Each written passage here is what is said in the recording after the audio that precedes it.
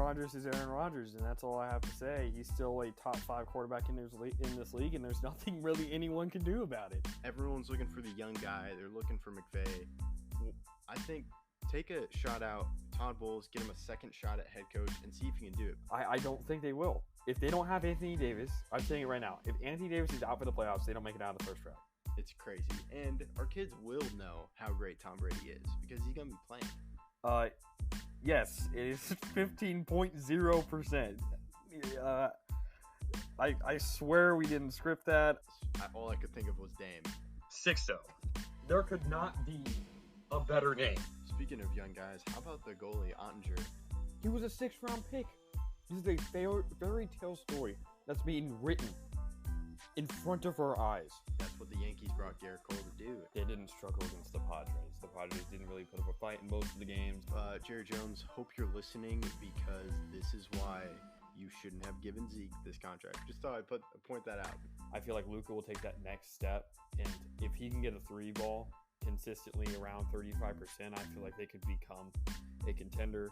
While with the Padres and Marlins, I think it's coming in the near future. They're my pick to win the most rings in the 2020s. I was shocked by Jalen Hurts. Yeah, Montreal has one of the best goalies in the league with Carey Price. People like to call them their JV team, and they just stole one of their better players.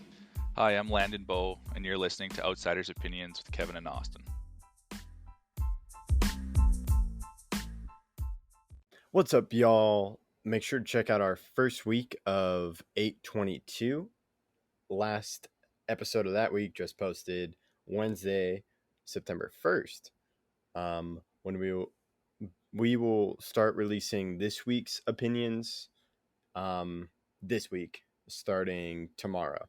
And then this is just a bonus episode as we are going to talk about some fantasy, and specifically NFL. I already had one draft last night, and then Austin and I have one tonight.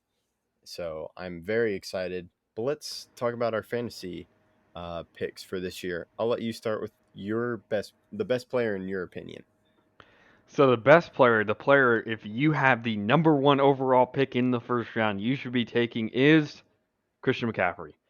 I believe in the improved offensive line of the Panthers, and I do not believe that Christian McCaffrey will be out for that long during the season. I like Sam Darnold, and obviously Christian McCaffrey is in the passing game, in the running game, and he can do it all. And as long as he avoids injury, he will no doubt be the best player. And I don't think injuries will hurt him this season. What about you? So I'm going to go with another guy who can catch and run it and has a new QB. I'm going to go with Alvin Kamara. He's the best player. I'm a little scared of McCaffrey because of the injury history, as you mentioned, and that's another reason I'm scared of Saquon. So that's why I'm going with Kamara. I also think Dalvin Cook. I don't know why he's held very high, given the Vikings offensive line situation. But let's go to underrated players for fantasy. Who do you have? So this is just a disclaimer. We didn't mention it before. This is for PPR leagues. So if you're not in a PPR league, that would change our picks, as QBs normally get the most points in that league. But for PPR, Christian McCaffrey for me, you got Kamara. But my underrated player, this is a player that I think will go 5th round or later. I have Laviska Shenault. We've seen injuries to some of the Jaguars receivers. I consider ETN, even though he's a running back, a receiver. Even throughout college, he was a pass catcher. And so I feel like Laviska Shenault will be the number 1 wide receiver for a Jaguars team that has a pretty good QB now. That's a good point. My underrated guy, I think a lot of people are going to be low on him because he's in a new system and have his injury history, and that's Julio Jones. I think he is a guy you can snag in the 5th or 6th round, as I saw him fall late last night. So that's my underrated fantasy player. In NFL terms, he's not really that underrated. I think we can move on to overrated.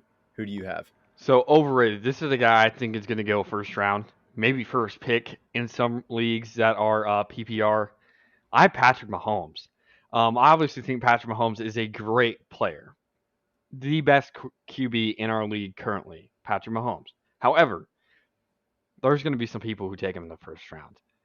And to those people in PPR leagues, I don't know what you're doing. Mahomes isn't the right pick here, especially as running backs and receivers and tight ends can get much more points to receptions than QBs do because they obviously throw the ball, they don't catch it. So you don't get a point per reception if you're a QB, and I think Patrick Mahomes is the most overrated fantasy player in PPR.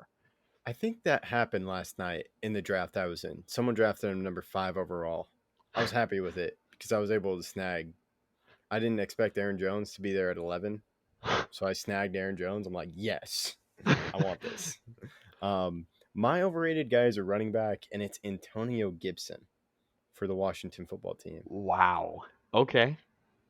I I, I saw a stat during preseason. He didn't get a lot of touches on third down, which is a critical point.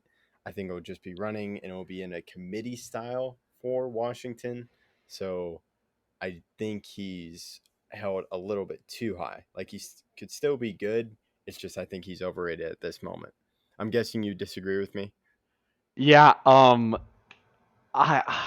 that's an interesting pick. We'll have to see how the season goes. Obviously, they have McKissick also there. They obviously have Scary Terry in the wide receiver core, and they added Curtis Samuel, so they have great wide receiver depth this season. They've added new tight ends. We'll have to see what happens there. So I understand your selection. I may disagree a little bit of him being the most overrated player, but I understand. All right, now we can go to our best rookie, who the guy who will score the most points in fantasy. That is a rookie. Yeah, this is definitely going to surprise you, and I'd be very surprised if you agree with this. I have Jalen Waddle. I think he is going to be a great impact player for the Dolphins, and I think Waddle will be really good this season, especially as Devontae Parker's had some injury concerns, and if he is not healthy for a game or two, I feel like Waddle could really go off. Just for your information, Austin was laughing because I put my hands over her head because that's who I have. I have Jalen Waddle. I think Tua's gonna rely on Waddle, and Waddle will be healthy, and I think he'll do really well in this offense for the Dolphins. Oh man, I was afraid we were gonna do it, but then when you're like, I don't think we are gonna agree, I'm like, oh my gosh, that's another time we agree. That's funny. Let's do draft first. Who do you draft first? So this is position. It's not person. Like best player would be Christian McCaffrey, but best position, the position you want to draft first, regardless where you are in the first round. One, I mean, I've seen some 24 team leagues. Anywhere in between, I think you take a running back first. The running back, you get rushing yards, you get receptions, you get passing. I'm not passing. I mean, some get passing, but you get receiving yards, and you have the best potential to score touchdowns because you're running the ball on the 1 yard line, and you could catch a 10 yard out that could be a touchdown. It really adds to the versatility of the position. So I would say you draft a running back first. I understand your point, and like if you're in the 1 to like 7 or 8 range, then I say running back first. But I lean more to a tight end because it's very hard to get a quality tight end. So if you can snag one like a Kelsey, Waller, Kittle, I think you go with a tight end in the first round. But I definitely see your point for running back. It's just if I snag one high and he doesn't do well, like in my opinion, that's like a Antonio Gibson. If I snag him in the first round, I'm like I wouldn't do that personally. I'd try to get a Kelsey. But if it's like an Aaron Jones, take an Aaron Jones. So Makes sense. Makes sense. now, who do you play at your flex? So at my flex, I play a running back. I feel like the running back is the best position in PPR fantasy football. So a running back has to be who I would choose if need be uh, to play in my flex. What about you? Okay, I'm gonna put a wide receiver. Running back is I think it's so hard to get a quality running back that would help me in fantasy. Like there are some get some points, and based off the draft last night, there are a lot of wide receivers that I held in high regard. So I put flex as a wide receiver because I think you can snag one and put him in there. And now let's go to what round do you draft a QB? So this is the first QB. This isn't like, oh, obviously in the 13th round you may want to pick up a backup. But we're saying your first QB, your starting QB, if you're in a 1 QB league. Again, this is for 1 QB leagues, not 2 QB leagues. I say round 3. I do not believe in taking a QB before round 3. Round 3 is your earliest selection to take a QB, where I'm like, that makes sense. Now, normally I would wait until at least round 4, but I mean, if I see Mahomes at the end of round 3, I could jump on that. Yeah, I agree. It's the third and fourth roundish in a PPR league because you want to get running backs, wide receivers, tight ends. One of those in your first 2 to 3 picks. So that's fourth. And now, do you draft a kicker? I know the Lions fixed their kicker problem, but do you take a Lions approach of not having a kicker on a roster for fantasy? I don't. I draft a kicker, especially if I see Justin Tucker, one of the most consistent kickers.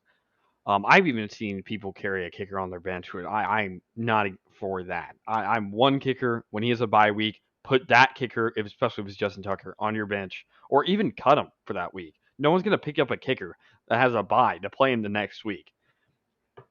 But yeah. So I would draft a kicker later rounds, 10, 11, 12.